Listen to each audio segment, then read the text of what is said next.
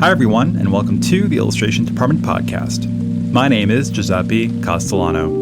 In this podcast, I talk to folks in illustration, graphic design, publishing, animation, and other creative fields about their work, the lessons they've learned, and the bumps and bruises they've experienced along the way. Every 4 weeks, I am sharing an episode from the archive. Here is my chat with Yuko Shimizu, which was originally published in June of 2019. It's a good one, folks. I hope you enjoy it. This is what happens to me, like just when I'm about to begin. Right. Everything in my body tells me like this is gonna not be good. This is gonna be wrong. You're gonna say the wrong thing. Of course. It's fine. I know. It's like this. I think it's something that illustrators all kind of have to deal with a little bit. Sort of that constant feeling of doubt. Yeah. Every time I start a new project, like, oh my God, this is the end of it. I'll mess it up and nobody will ever call me again. You still feel that way? I mean, you've been doing it for a long time now. I think everyone, I think it will never go away though. It never goes away for me, especially like when I take a break, one project is over and then the new project starts. Like this anxiety goes higher, while something is still going on and smaller project comes in and out, and I'm more okay because something is like, keep moving forward, right? So there is like a current, the river is flowing and things come in and out, and which is okay. And then, I go off somewhere to teach for 1 week and like everything's finished and I come back and feeling fresh and then like, oh shoot, like the next project, I'm going to mess up and I have to start everything from scratch again and I'm going to mess it up and nobody will ever call me again. That's okay. Doesn't that frustrate you though? I mean, you've been doing it for so long. Are you angry with yourself at all? Feeling like you get a job and then you think to yourself, I'm not going to do this well. At some point, I came to a realization it will never go away and it's okay. And one thing that helped me was someone told me, I don't think he said it to me directly, but Christoph Niemann, the famous Christoph Niemann, sure, the genius of the illustration. And he said like he feels that way. And if Christoph Niemann feels that way, that makes me feel good, right? I mean, like, it makes me feel good in a sense that it is not abnormal for me to feel the fear of starting something new or feeling that I'm going to mess up or like nobody's going to call me again and like, like I'm done, my career is over. But, if someone I respect, that I feel like he's like genius and he can never do anything wrong, feels that way, then I can be in peace with that. It's okay to have those feelings because it just never goes away. Sure. It's okay. It's almost as if like you just accept the fact that you have a unwanted guest in your home, that inner naysayer, and you're just going to say, you know what? Fine. You're going to live here, pull up a chair, sit next to me, try not to be too loud because I'm trying to do some work. Yes. I mean, like, like there is like this, follow your bullets and those like, like inspirational memes that the artists or the creative people love. Like it's like follow the bullets is okay, but it's like follow the bullets so when things are tough, because most of the times, even when we're dealing with something we love the most, it's tough.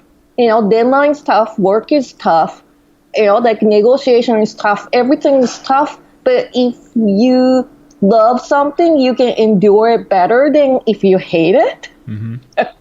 That's how I feel. Yeah. So let's kind of go back a little bit. You're from Japan. Yes.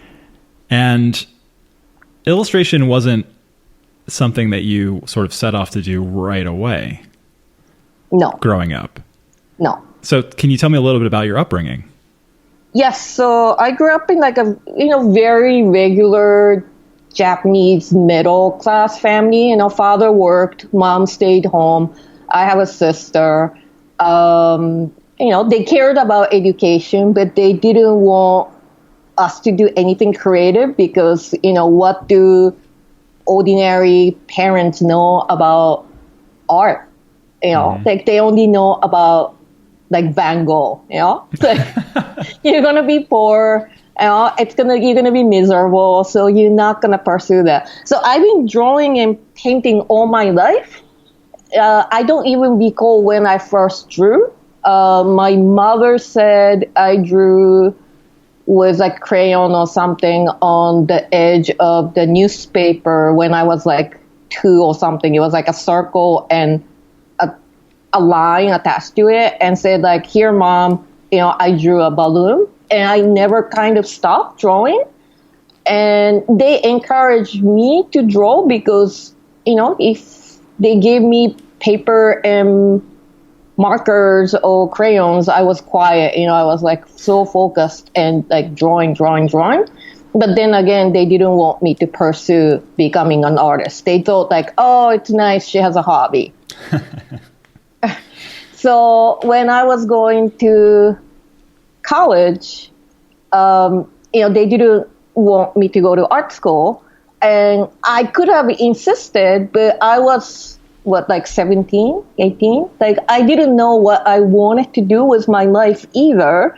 So I didn't have a strong will to say, no, mom, I really want to go to art school, because I didn't have that. So I said, okay, and I went to a business major in a university and studied advertising and marketing, because I thought, oh, that's kind of creative for something, very practical. And so I ended up doing that, and I ended up getting a job doing corporate PR in Tokyo. And, I was still drawing on the side, not as much, but also like I was kind of like, early midlife crisis or whatever, And my life working corporate was okay. Like I had nice coworkers, some really nice bosses I still keep in touch with, and regular steady paycheck. And, like it's hard to figure out what I really wanted to do. So I ended up working in corporate environment for 11 years.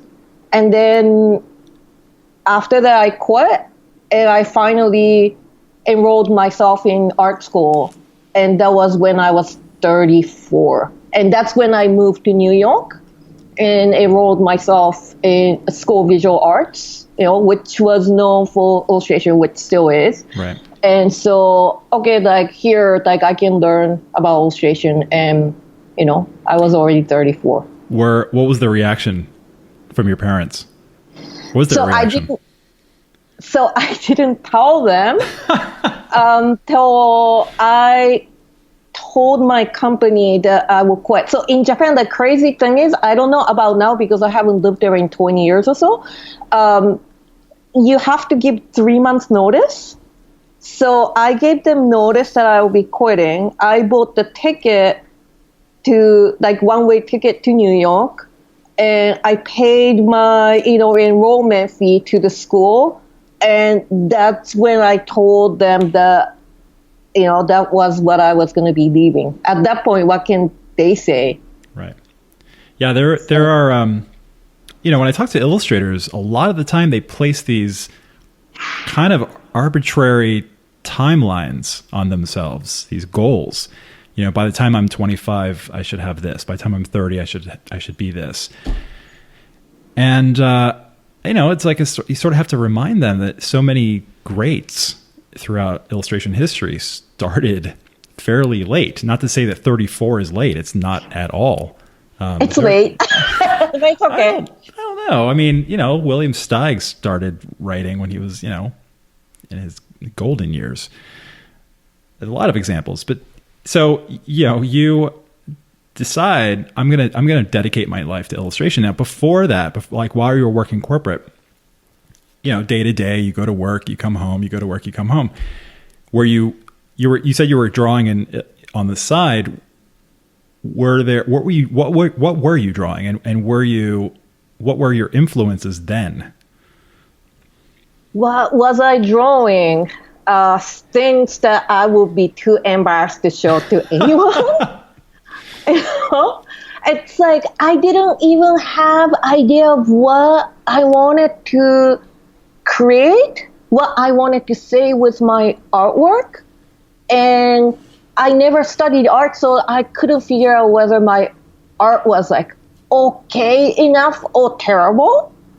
You know, like I was just like walking in the dark, but as an outlet from stressful everyday life working in corporate in Tokyo. But then I'm so exhausted, I didn't have a lot of time. I didn't draw or paint regularly while I was working. But whenever I had time and I feel like it, you know, I had extra cash to buy expensive art supplies. So sometimes I go to art supply stores and like expensive, like 50 color, you know, like color pencil set and feel kind of like content about like, oh, I'm touching something creative, but I wasn't really doing anything so creative. So, you know, like it was my dark age.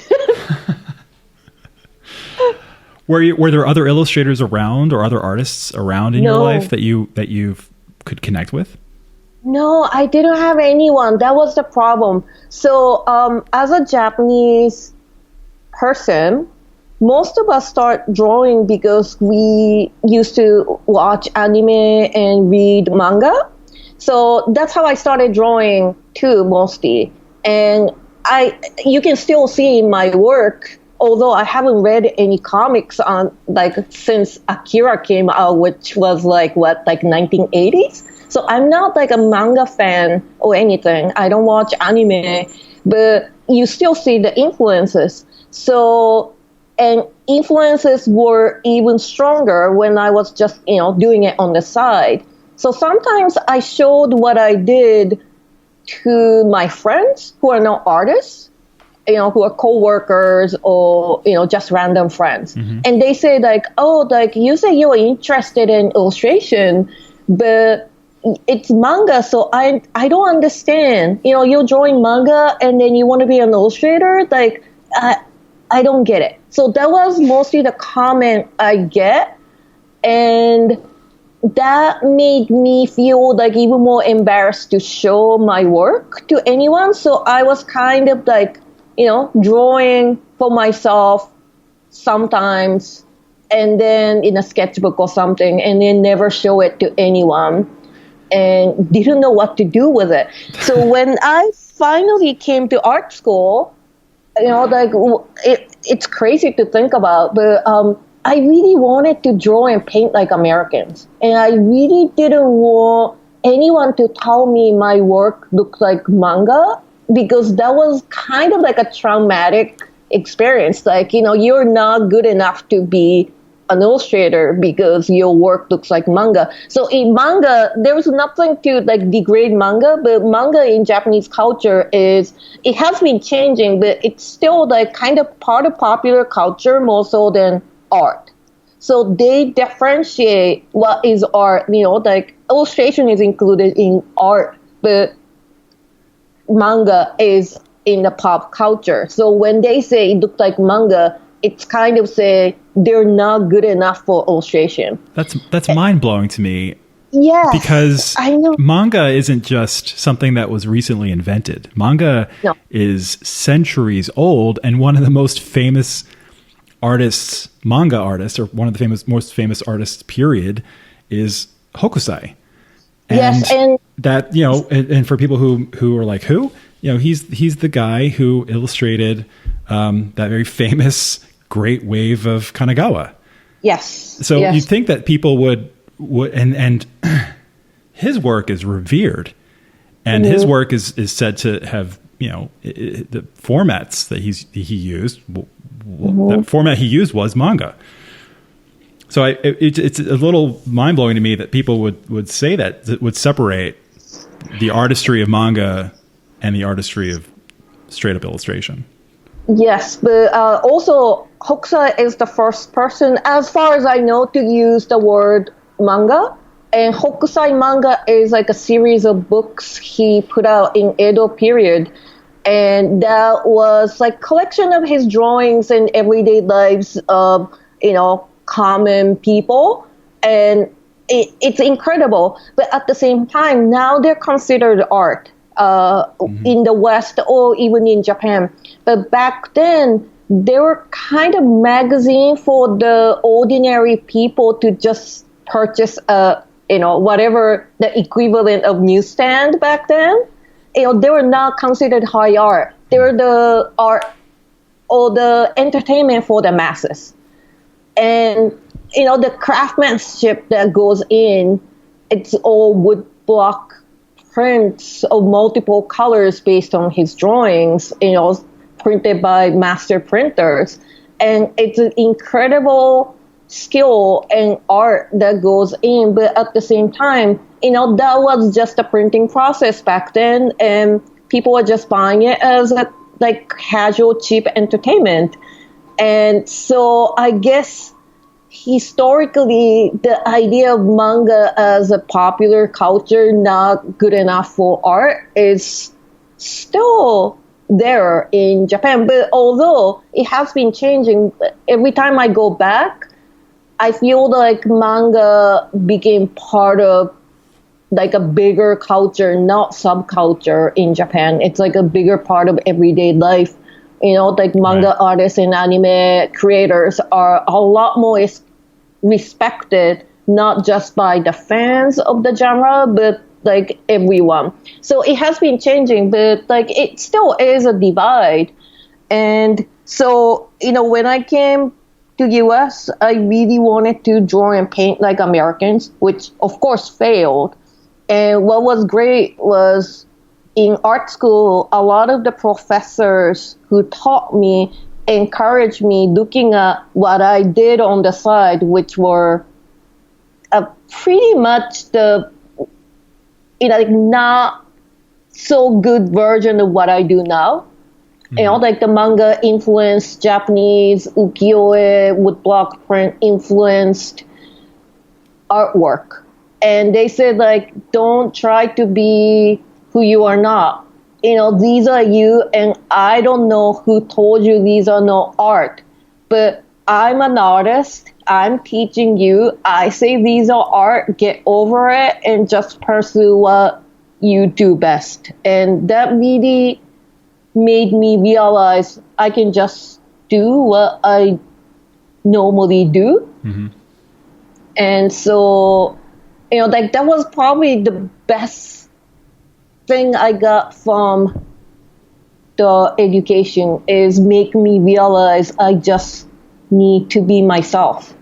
I tell that to illustrators all the time. It's and it's not, I don't blame them for wanting to steer their direction in a way that they feel would give them a better chance at getting work. They it's like, well, I see the market is doing X, or I see this illustrator is successful and they're working that way. So if I do that, then maybe I'll be successful. And I constantly have to dissuade illustrators from going that route. They have to. I mean, the basic comment is always you have to focus on what it is that you enjoy doing. Focus on what it is that you want to say about the world and how you want to say it. Me too. I'm the same. So I've been teaching SVA after I graduated. I've been teaching there since 2004-ish. So it's a long time. And the students, especially most of them are very young, and they get influenced by what's around, what's popular, and they're not confident with who they are yet. And I understand, but at the same time, with social media and internet, it's so much easier to research what's around now, and which is great in a way, but bad in a way, because these trends always existed. If you look at any illustration annual and you see what's the trend of that year or that decade. But like now I open up illustration annuals and like, holy crap. Like there are so many of the same things. And then the students start to think, I have to do that unless I will not get work. And I have to it's like a constantly reminding them that's not how it works. Focus on who you are and then just illustrate that. Well, and let me play a little devil's advocate here. Okay, so an illustrator is hearing this and says, okay, fine. You know what? I do that. Mm-hmm. I do focus on what it is that I like doing, but I'm not getting work. So I guess the question is, if someone were to just sort of forget about the market, forget about what other people are doing, and just focus on themselves, how do they then take that and turn it into work, turn it into paying jobs? So, that's a hard question, right? Because if there was someone in front of me with his or her portfolio, and then we can discuss what this specific person can do, and it's kind of, general to say, how. But I think the bottom line is there are more aspects, but when someone look at your portfolio website and close it and then go away, and days later, if they can't remember, what you do best and what was memorable about your work, it's hard because there are so many talented illustrators graduating every year, but there are not that many that stick. So can you make your work stick? Which is, of course, still a little bit abstract concept. Sure. But, I tell my students to, be who you are is a vague concept. But what are you passionate about outside of visual art? Of the genre you're in. And that you can say, you get excited about talking about that. That can be anything from, I don't know, science fiction, I know everything about monsters and, Godzilla movies, or, I'm from specific culture and then I really know about the culture or the favorite genre of music. I'm a music nerd. You name it, anything. And then if you can express that into your work, and then creating that will be exciting because it's the genre of things that really, really well. And then that excitement will end up showing in your work. And then people see it. Hopefully they will get how this person really knows this world. Mm-hmm. And then among all these portfolios, the potential clients look at, oh yeah, we need to assign this article about Godzilla, and this artist, young artist, really seemed to know everything about Godzilla, or whatever that is. Mm-hmm. And then you will be the one to get that phone call or the email of job offer. So, and it's important to note, think about what it is that's interesting to you now, mm-hmm. but mm-hmm. know that in a year or in 5 years, that will mm-hmm. totally change. Mm-hmm. And so will your work. Yes. And that's okay. That's okay. And a lot of people can't, I don't know, maybe they're not teaching that in school, or maybe they're too young to realize, but we grow every day and we change every day. Our tastes change, interests change, and so do our work. And that's a natural progress. And it's okay because, there are some artists who decide, this is my style, this works, and I'll get work by making variation of what I have done. And it worked to a certain extent, but if you force yourself to fit yourself into style, and then, but you as a person keep growing and keep changing, but the art stays the same. This podcast is produced by the Illustration Department, a global leader in online education for illustrators. Visit illustrationdept.com for offerings like mentorships and portfolio reviews, testimonials, our alumni showcase, our best-selling Substack, and more. That's illustrationdept.com. And now, back to our conversation. So we're talking about like illustrators kind of graduated from school and, quote unquote young illustrators, but I want to go back to the age thing because again, a lot of illustrators, what ends up happening is this. They'll say, by the time I'm 40, I want to publish a children's book. I want to illustrate for New Yorker. I want to do whatever. And it ends up not happening. And that adds this sort of undue level of anxiety and which then kind of trips up their creativity. So that's now they're focusing on like what they haven't done and not on what they should be doing. So what advice do you have to folks who say like, well, I it's too late for me, or it's getting late for me? So, like it's great to make plans because like goal setting is important, right? If you don't set the goal, how do you achieve it? So, one of my professors during my graduate school, Mirko Ilić, who's also an illustrator and graphic designer, like he made us write 5-year plan of like one day, like 5 years from now, perfect day, what would you be doing from morning till night, and like be as detailed as possible. It can be about work or it can be about your personal life, and it was very helpful because. Like 1 year from now, like it's too realistic. 10 years from now, it's too unrealistic. 5 years is like a kind of a nice, like you can be ambitious, but you can also be realistic. So that did help because goal setting is important. But at the same time, you don't want the goals. You don't want to be the slave of your goals. And goals are there to encourage you to keep going and not something to feel bad about or punish yourself.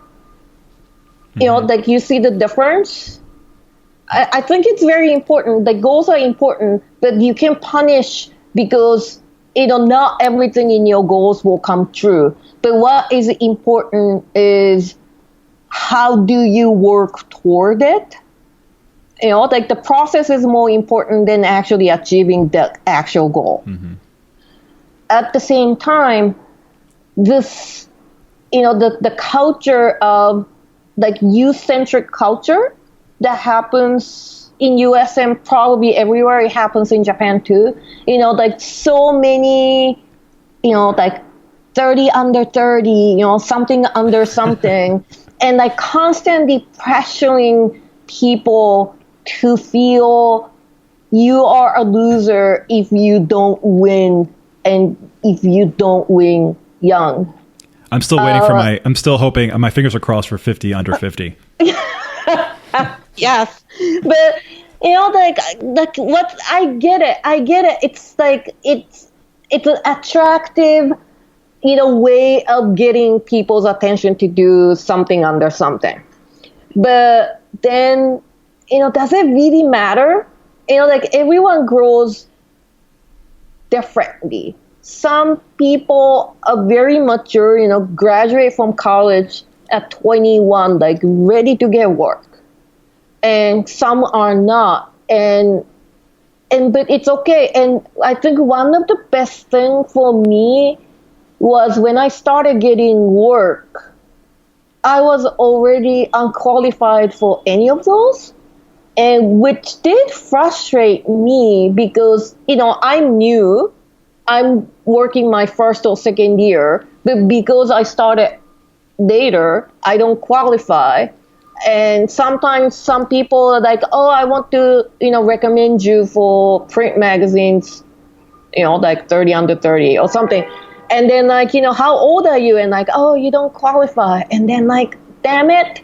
But But in looking back, it was kind of a blessing because I would not get, too focused on age. Right. Because I was over age, and it's okay because when I started art school, I was 34, so my classmates are pretty much half my age, and some of them who I'm still good friends with. And I felt like, oh my God, these young kids who are half my age already know what they want to do for the rest of their lives, and they're set, and here I am. I wasted my whole how many ever years till I get here.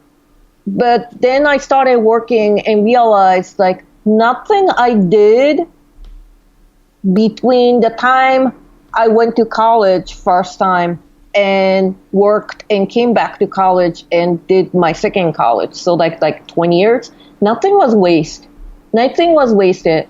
As an illustrator, it's not just drawing and painting is our job. Half of the time we're doing something else, like chasing for invoice that's not paid, negotiating the fee or terms, trying to establish good relationship with clients or potential clients, like updating website, to appear to new clients, like you name it. Half of the time we have to be doing something other than what we love to do, which is to create art. Right. And it's just how it is. And whether you like it or not, get over and, like run your small business. Exactly. And in order to do that, all my life experience I thought was waste comes very handy. I was never scared of graduating from school, art school, because it was not my first time graduating. I was like so ready to get out and get back into real world again, while most of my classmates were freaking out, which is understandable because I freaked out first time I graduated. But, I was ready. So nothing we ever do is waste. And this culture of focusing so much on youth and make the youth feel like they're a loser if they don't get into this or get this work before certain age or before I get too old is a really, really bad way of cultivating the next generation of artists. Absolutely agreed. You mentioned small businesses. Yes. And I think of illustrators as small businesses. I mean, like you said, it would be lovely to draw and paint all day long, but that's a sliver of what you have to do if you want to be as successful or have the longevity. So as far as like small business, you obviously do a great deal of this. So when you're negotiating contracts or saying yes or no to an offer, let's do a little role playing. Okay. Okay. I'm the client. You're Yuko. So I email you and say, hey, Yuko, I would love for you to illustrate this article. And I give you a fee and I give you a schedule. But it's just not right for you. It's just not going to fit for whatever reason. Timing, you're too busy, how do you say, and we're going to talk, by the way, about fee in a second, but how do you say no when it's just not the right timing? Just not, you respect the client and you want to work with them later on, but now is not the right time. So how do you say no?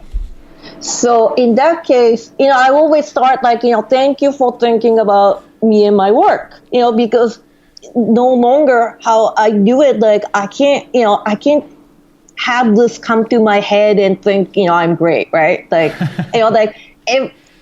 it's every new job offer is like a miracle coming to me, but I can't take everything. So especially that if I want to work with them, but like if I can't, and then I say, thank you so much. Like right now I can't take on new project because there are other things, like that's happening and that won't get done until, whenever. And but I really would love to work with you in the future, and please email me again. Hope our paths will meet again in the future.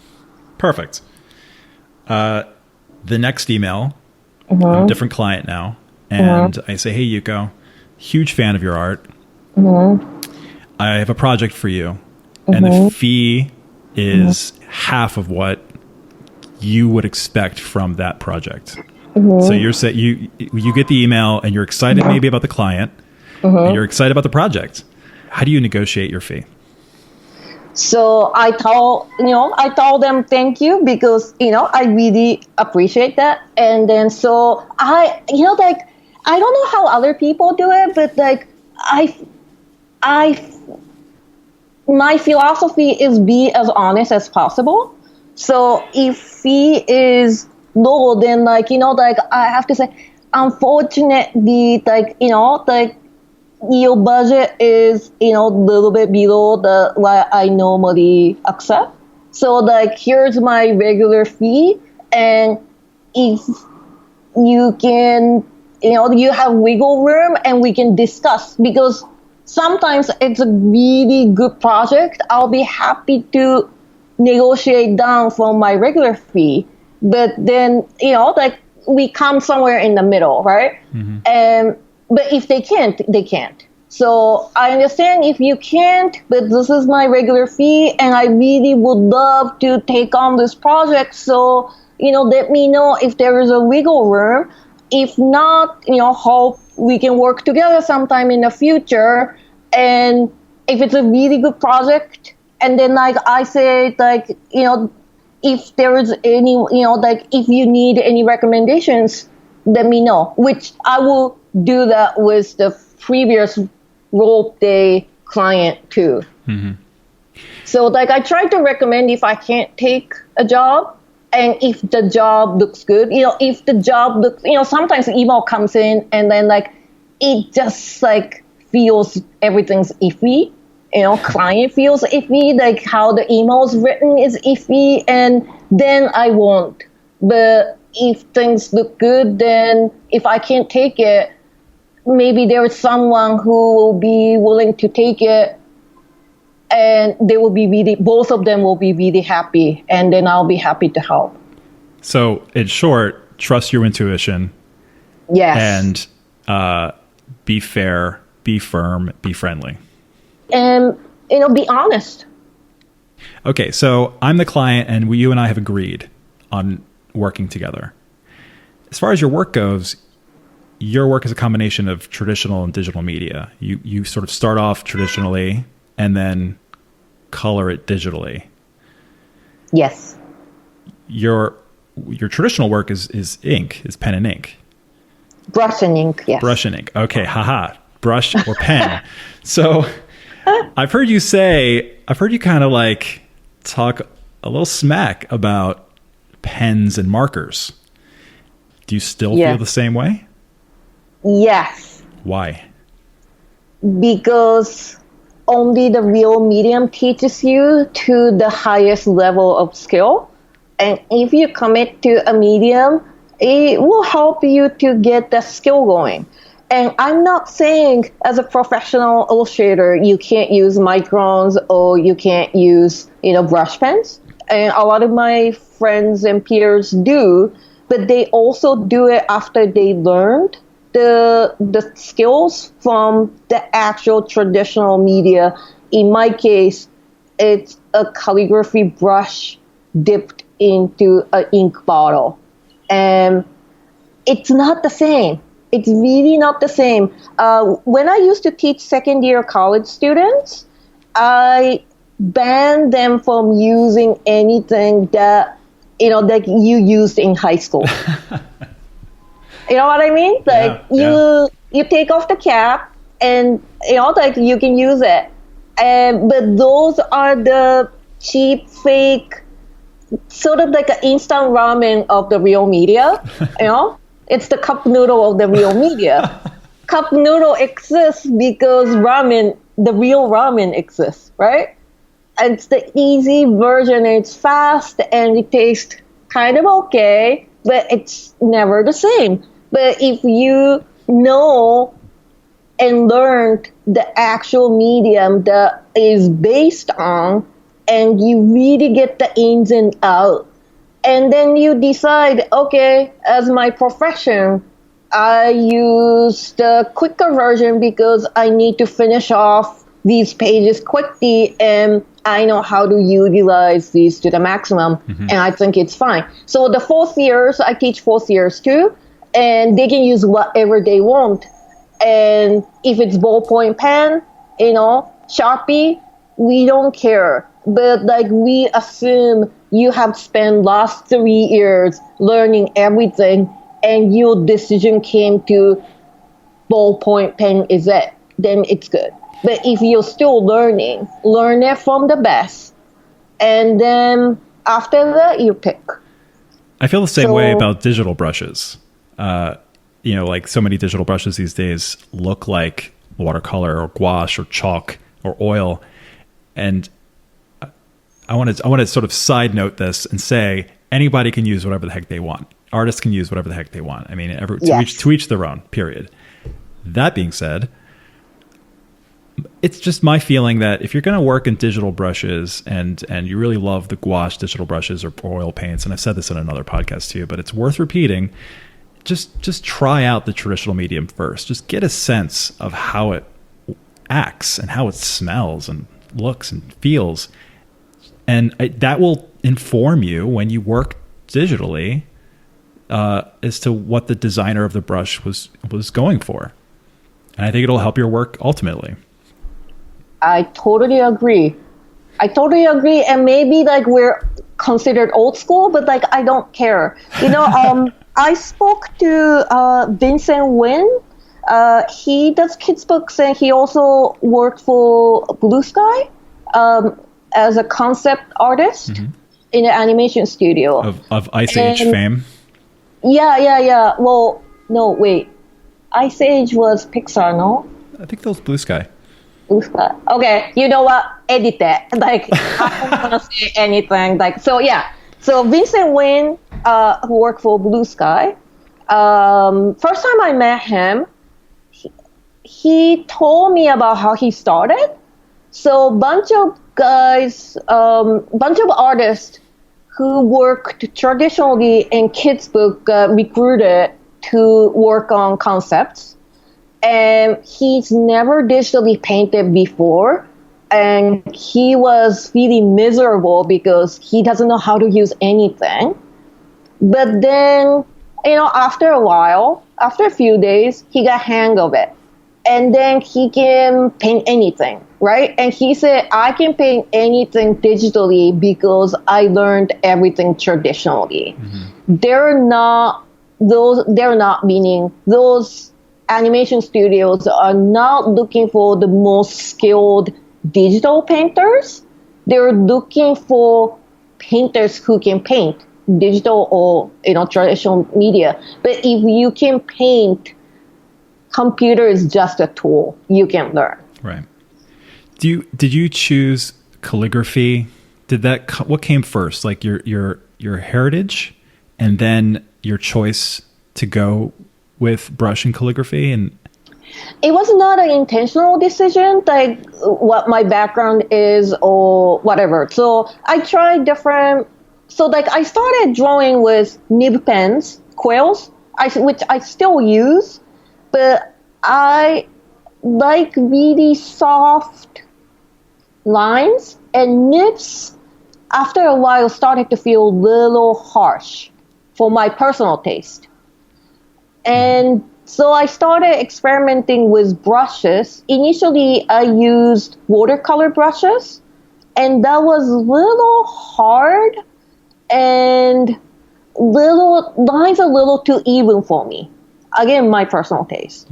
And then I started using calligraphy brushes, and which was a little bit too soft for me at first. Like Vincent, then I learned it was like kind of not working out for me, but the softness was right. So I kept working on it. I got hang of it.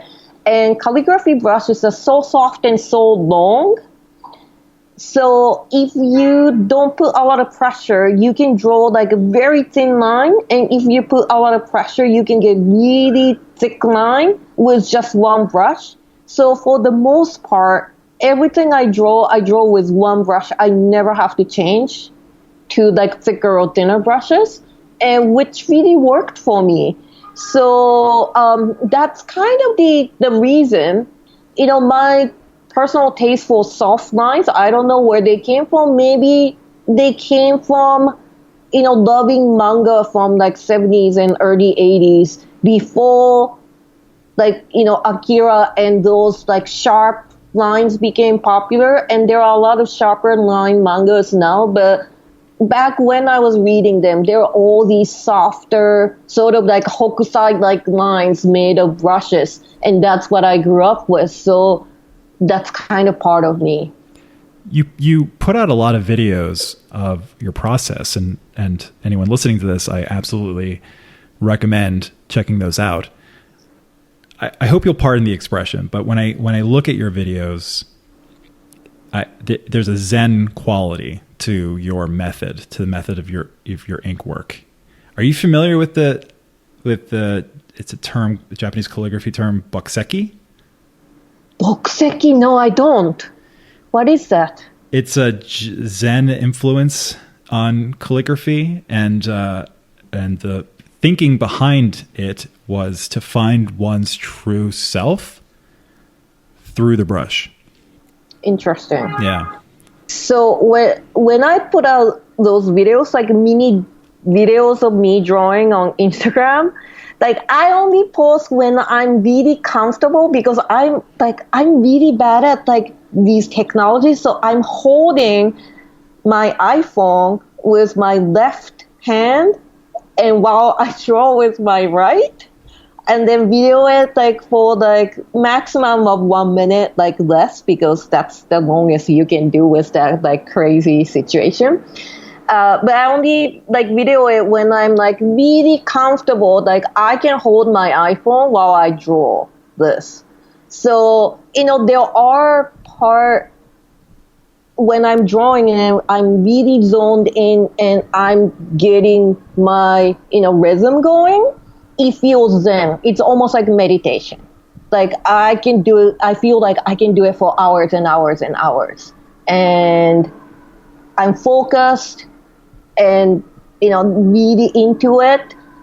But like, of course, it's like each one is a different drawing. So there are stages that frustrates me, or like I'm not really loving where it's going, but I feel like I have to keep going until I hit the stage that it becomes comfortable. So I'm not showing that on my videos, and that's not Zen to me. But regardless of how long I've been doing, starting makes me really, really nervous. Mm-hmm. Every start of the drawing is like train wreck. It's got to be the hardest part. The first line is the hardest line. Yes. So I try, although I can't always do it, I try my best to start a drawing just even like, 1 square inch at night before I leave my studio. I work from a studio that's separate from my home, so I commute in. And then before I start, I'm like all nervous and like complete wreck. And then I start and I'm kind of starting to find the rhythm, even if it's 1 square inch. I feel comfortable. Okay, I'll leave it here. And I go home and I come back the next morning and I can just start from where I left off. And that's my biggest trick to, like keep things moving smoothly. Mm-hmm. And regardless of how long I do it, like it's really, really, really hard to start.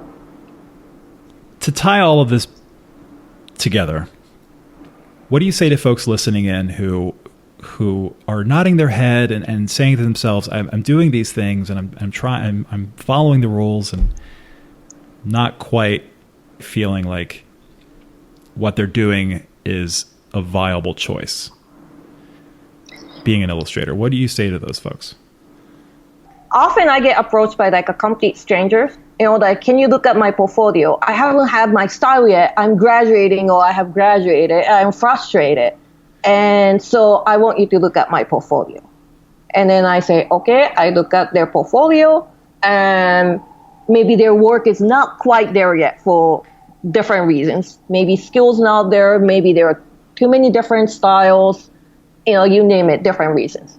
And I asked them, like, like maybe there are like 10 images in the portfolio, 15. Usually they say like you have to have at least 15 or 16 to start your portfolio. So like say they have 10 or 15, like, okay, like what else do you have? And they often not have anything okay enough to show outside of those 10 or 15. And then, like, okay, maybe you still need to experiment. Maybe you still need to work. Maybe you still don't have the style yet because you haven't made enough work yet. And I know it's not something people want to hear, but like, let's be honest, it's also true. So as a professional illustrator, I do bigger projects now, so I don't make as many illustrations as I used to before. And also my work is a lot more labor intensive now than when I started. But the year I started doing illustration full time, I think I made at least 150 illustrations, big and small. Most of them are small because in the beginning you get spot illustrations, but it's still 150 separate illustrations. And I've been doing that for like 15 years. Of course, I create a lot less, but like accumulations. So if someone makes 150 illustrations and you keep doing that and you still don't have style, I doubt that's going to happen. So the question is, have you created the 150 a year mark yet? Am I too harsh? No, not at all. I think it's always important to tell people something that's a little harder to hear, which will then end up helping them, hopefully, in the long run. You have to produce. You have to make things and not worry so much that the thing you make is going to end up on a museum wall. Just keep making. This is the attitude you need to have. Most of the things in life we love enough, but we don't love enough to put that much effort in. Like that's called hobby, and hobby is okay. And hobby, like doing illustration as hobby is also okay. But if this is what you really want to do, then you have to keep making things, and you have to keep making things. And if you have like 150 finished illustrations, and you will be able to pick 10 or 15 top-notch ones to put in the portfolio. You just can't create 15 or 20 finished illustration and pick 10 or 15 top-notch. It just doesn't work that way. No. And it's a harsh reality, but it's a reality. Like if I'm working for 15 plus years and I still make 50 illustrations per year or more, and if you really want to do it, like show us that you can create even more. Mm-hmm. And also that enthusiasm shows in your work, and get people who look at your work excited, and they really need to know that. There's always going to be someone better than you. That you cannot control. What you can control is how much harder you work or how much more you produce than they do. Yes. So there are a lot of, there are someone who's better than you, and that we can never control. And of course, especially in the beginning, you tend to compare yourself to others, which gives you more anxieties. But what you can do to eliminate that is, are you doing better? Are you doing hard? Are you working harder than you have been before?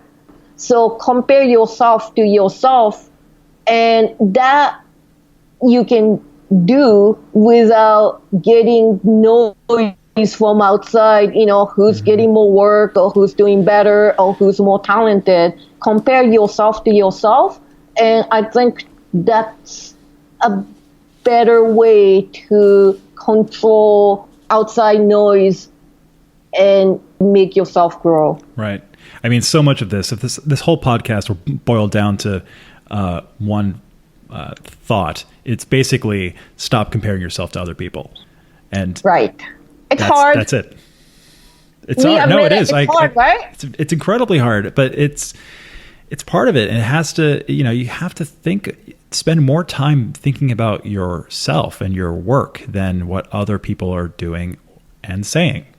I mean, here's a good example. In the children's book world, Leo Lionni, everyone loves. And not everyone knows that he didn't start his children's book career until he left the United States, moved back to Italy, and began illustrating children's books at the age of 50. Oh, wow. So it's just one of those things where people, just have to stop beating themselves up so much and just start doing some work. And also focus on things that interest you outside of the field you're in to inspire you and make interesting work.